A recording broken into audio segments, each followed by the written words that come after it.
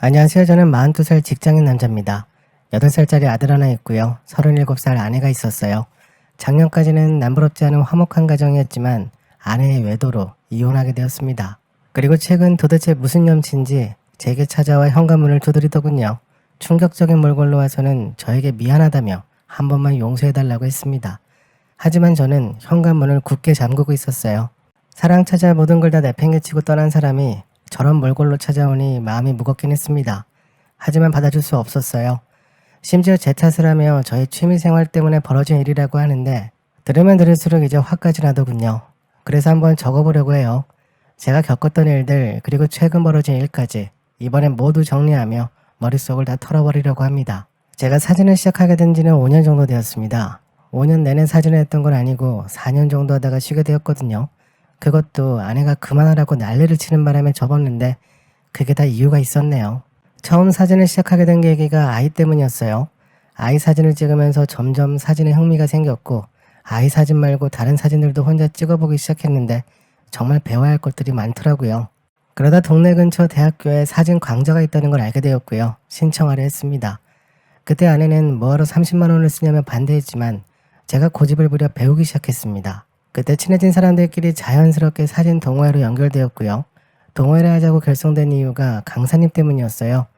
그분에게 조금 더 배우고 싶어서 10명 정도 되는 사람끼리 모였습니다. 그렇게 10명으로 시작된 동호회가 6개월쯤 지나고 작가님의 소개로 새로운 사람들이 들어오게 되었어요.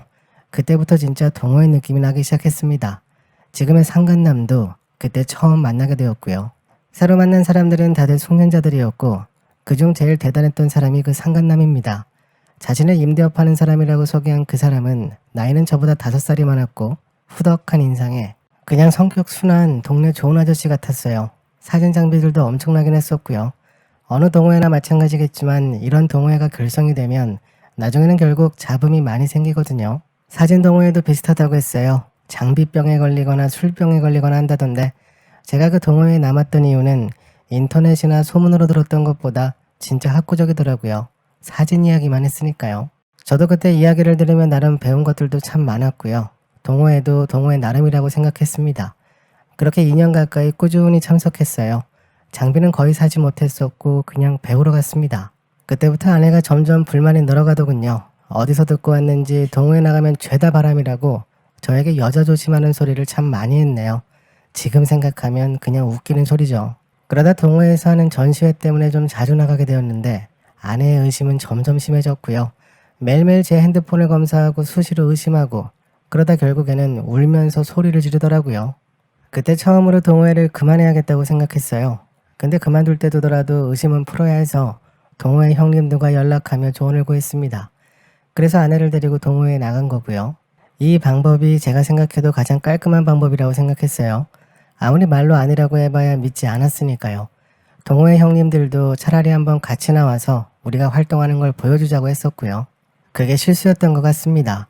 그냥 의심하게 두는 거였는데 거길 끌고 나가서 이 지경까지 갔으니까요. 그때부터 거의 1년 가까이 아내와 함께 동호회에 나갔습니다. 그렇게 그 상간남과 불이 붙었어요.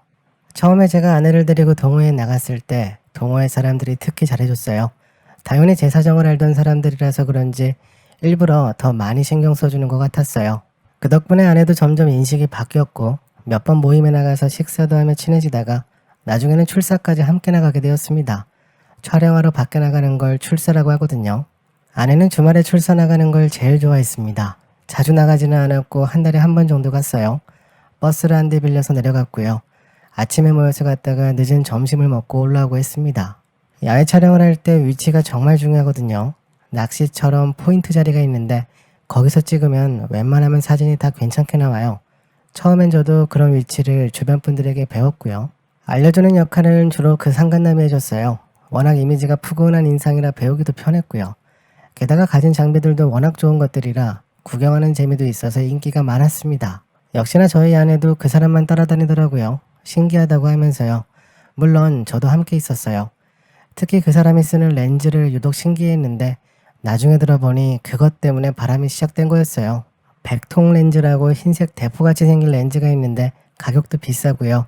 그거 들고 나가면 남들 눈에 확 들어옵니다. 가격도 100만 원은 그냥 넘고 비싼 건 몇백도 하는 렌즈예요.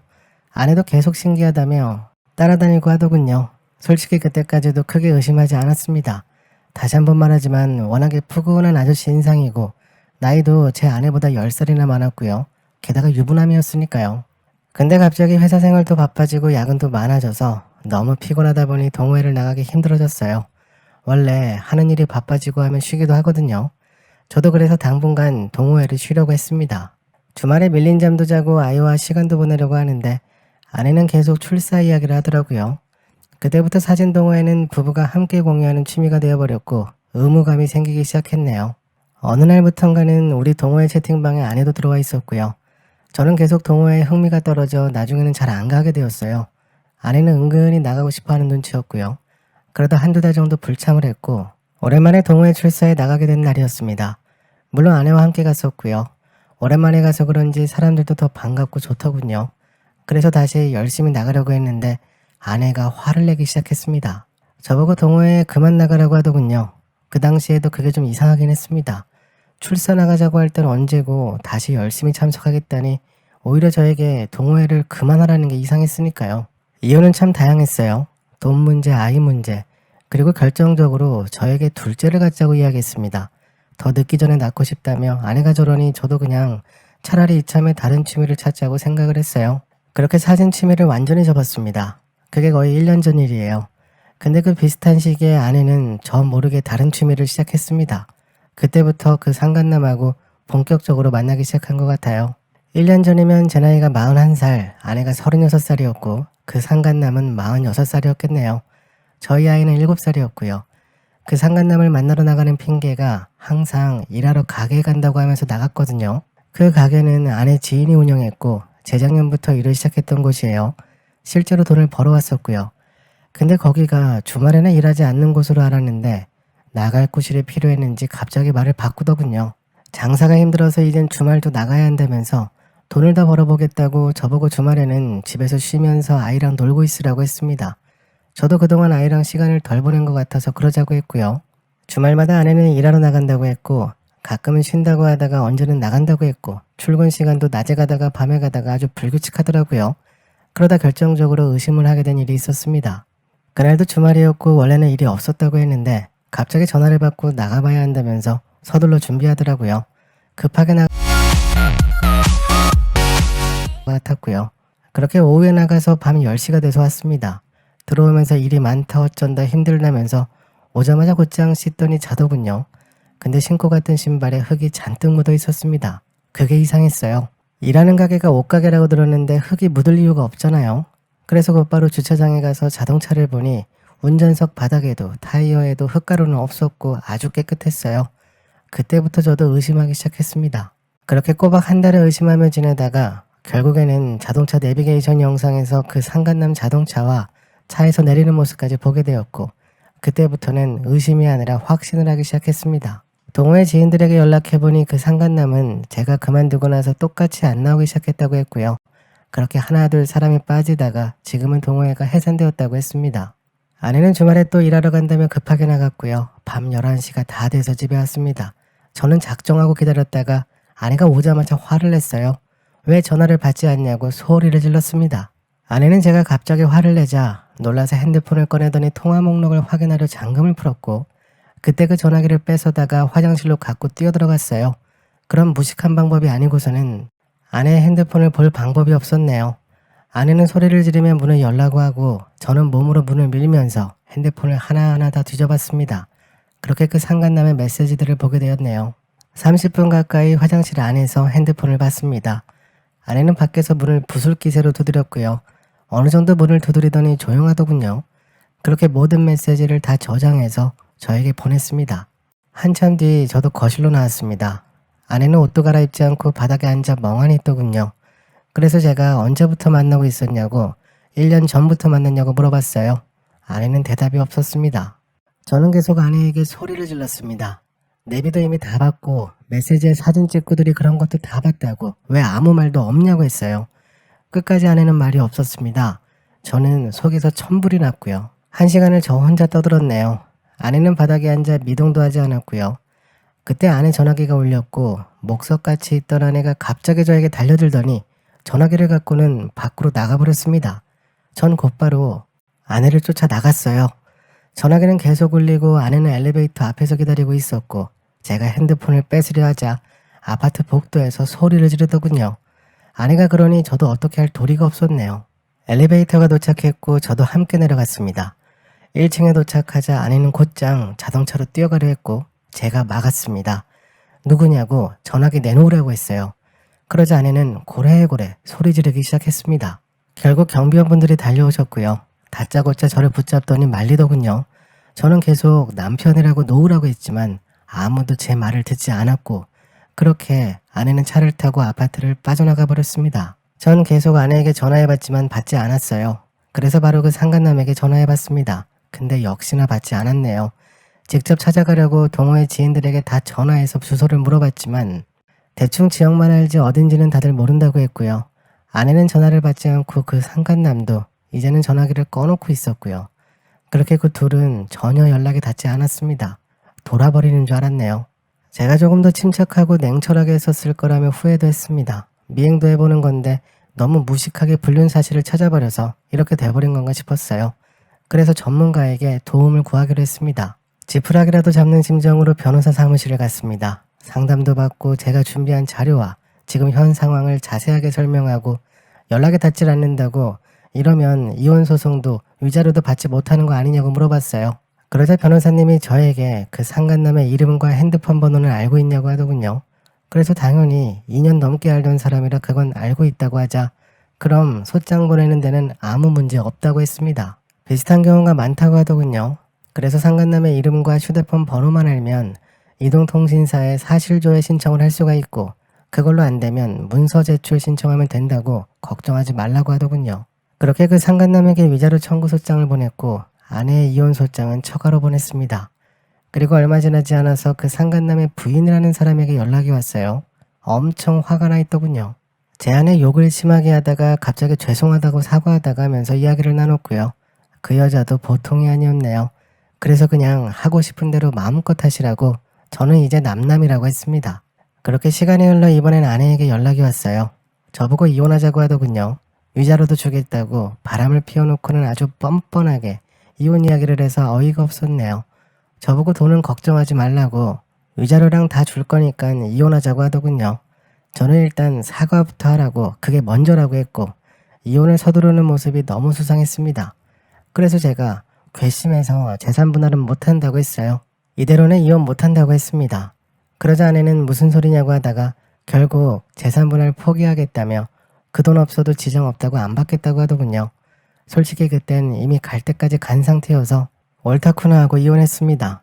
위자료는 일시불로 받았고요. 뭔가 서두르는 모습이 좀 이상하긴 했지만 무슨 상관인가 싶더라고요. 이제 남인걸요. 이참에 살던 집도 정리하고 이사하려고 했습니다. 상간남 쪽 이혼 소송은 진행 중인 것 같았어요. 한 달 정도 지났을 때 아내에게 연락이 왔는데 처음엔 아내가 하는 말을 듣고 미쳤나 했습니다. 이혼하자며 당당하게 말했던 사람이 맞나 했어요. 절대 사과하지 않을 것 같던 사람이 전화해서는 펑펑 울면서 미안하다고 잘못했다고 하는 겁니다. 자기가 잠시 미쳤었다고 아이도 보고 싶고 지금 당장 돌아가고 싶다고 하더군요. 무슨 일인가 했네요. 그렇게 1시간 정도 이야기했습니다. 지난 일들을 다 듣게 되었어요. 상간남과 만났던 시기는 예상대로 제가 동호회에 참석하기 힘들었던 시기에 상간남이 먼저 연락을 하기 시작했다더군요. 처음엔 자기가 쓰던 중고 렌즈를 주겠다고 불렀고 그 백통 렌즈를 주며 사용법을 핑계로 몇 번 더 만나면서 가까워지게 되었다네요. 아내는 계속 그 남자가 먼저 접근했다는 걸 강조했습니다. 제가 두 사람의 관계를 알게 되자 아내는 겁나서 상간남에게 연락했는데 자기만 믿으라고 하더니 이혼부터 하라고 위자료는 나중에 자기가 준다고 걱정하지 말라고 했다네요. 상간남은 자기도 이혼하겠다고 하면서 서로 이혼하고 편하게 만나자고 해서 그 말을 믿고 저랑 이혼도 급하게 해서 끝냈는데 상간남 쪽에 이혼을 못하고 질질 끌고 있었답니다. 알고 보니 그 상간남 부인이 정말 보통이 아니더군요. 자기 남편이 그걸 원하는 줄 알고는 이혼 못한다고 할 거면 재산 다 포기하고 나가라고 했다네요. 그렇게 이혼 못한다고 난리치는 바람에 상간남도 어쩌지 못하고 있었고 그 와중에 아내에게 위자료 청구 소송을 넣어서 돈을 달라고 하고 상간남은 중간에서 이러지도 못하고 저러지도 못하다가 결국에는 저희 아내의 전화를 피한다고 했어요.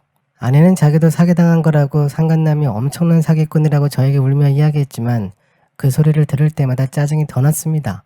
그래서 저는 다시 합칠 생각이 전혀 없다고 잘라버렸어요. 그때 저는 아이를 데리고 본가에서 지냈는데 새집을 구할 때까지만 있으려고 했거든요. 그런데 저희 본가로 아내가 찾아온 겁니다. 저희 부모님들도 너무 놀라 주저앉으시더라고요. 10년은 더 늙은 사람처럼 화장도 안 하고 머리는 산발이 돼서 울며 현관문을 두드리는데 그땐 무섭기까지 하더라고요. 자기가 잘못했다고 이젠 돌아갈 곳이 없다고 했습니다. 그 소리에 저희 아버지는 문을 열어주라고 하셨지만 제가 싫다고 막았습니다. 그리고는 전화기를 들어 경찰서에 연락했어요. 그렇게 제 인생 첫 신고를 그날 해봤네요. 아내는 경찰과 함께 돌아갔고요. 저는 아직도 그날의 아내 모습을 잊을 수가 없어요. 재산분할 필요 없으니 당장 이혼하자고 했던 모든 걸 다 내던지고 상간남에게 가려고 하는 아내의 모습을 결코 잊을 수가 없습니다. 다음날 전부인이 찾아와 또 현관문을 두드렸어요. 이번엔 제가 직접 나가서 이야기를 했습니다. 나중에 죽어서도 서로 만나지 말자고, 그게 내 진심이라고 했어요. 그러자 이젠 아이 핑계를 대며 계속 붙잡길래 전부인 부모에게 연락해서 데려가라고 했어요. 이번에도 경찰에 신고하면 더 복잡해질 거라고 와서 빨리 데려가라고 했습니다. 그 뒤로 지금까지는 잠잠합니다. 하지만 아직도 한쪽 가슴은 마치 구멍이 난 것처럼 서늘하네요. 빈 구멍 저희 아들로 채우면서 최대한 빨리 추스려보려 합니다. 그게 맞는 거고요. 어떤 이유든 간에 바람은 절대 안 됩니다. 제가 당해보니 어떤 고통인지 너무 잘 알겠더군요. 부디 다른 분들은 이런 고통 없이 행복한 가정생활 지켜가셨으면 좋겠습니다. 제가 준비한 내용은 여기까지입니다. 힘드셨겠지만 저도 같은 생각입니다. 받아주는 건 아닌 것 같아요. 가슴에 난 구멍은 시간이 지나면 다른 것들로 메워질 거예요. 전부인은 아닙니다.